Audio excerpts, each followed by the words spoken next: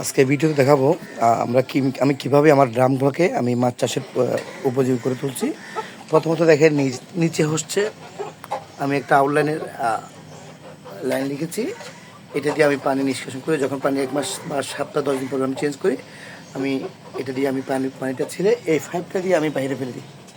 দেখেন আবার যখন পানি আমি ড্রামে দিব, ভর্তি করব, যখন ফিল আপ হয়ে যাবে তখন এইরকম একটা পাইপ আছে, দেখেন আমি এই পাইপটা দিয়ে ওভার পানিগুলো দিয়ে পড়ে যায়। পরে আমি আমার ড্রামটা নেট দিয়ে ঢাকা থাকে, তখন আমার মাছের কোনো ক্ষতি হয় না, মাছ বের হয়ে আসে না।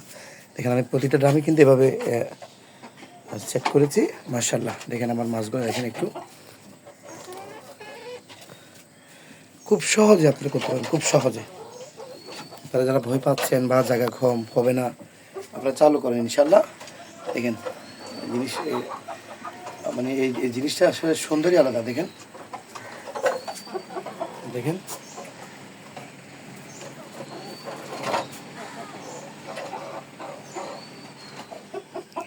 এবার আমি ঢেকে দিব একটু, দেখেন। তারপর এবার আসলে খাবার দাওয়া হয়ে গেছে, এখন আমি ঢেকে দিব।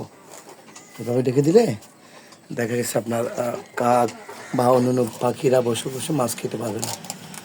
আমি এভাবে ঢেকে দিই, যখন আমার খাবার দেওয়ার সময় হয় তখন আমি এটা খুলে খাবার দিই। এটা আমি এখন ঢেকে দিব।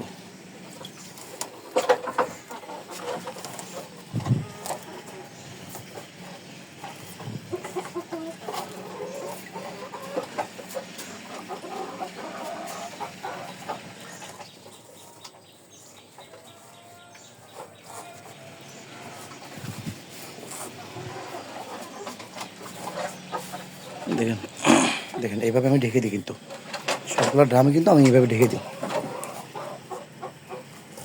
দেখেন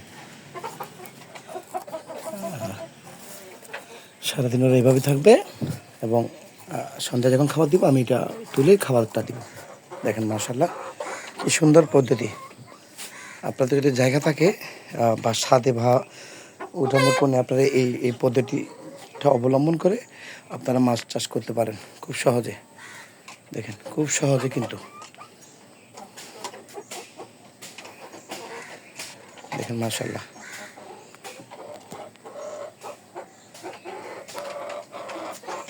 ইনশাআল্লাহ আমার স্বপ্ন আছে আমি আরও কয়েকটা ড্রাম খুব অল্প সময়ের মধ্যে আমি সংযুক্ত করব। আমি হচ্ছে দেশি বাইম মাছ দিব এবং মাগুর মাছ দিব। আমি আরও কয়েকটা মাছ সংযোজন করবো আমরা নতুন নতুন ড্রাম ইনশাআল্লাহ। সবাই দোয়া করবেন আমাদের জন্য। আসসালামু আলাইকুম রহমতুল্লাহি ওয়া বারাকাতুহু।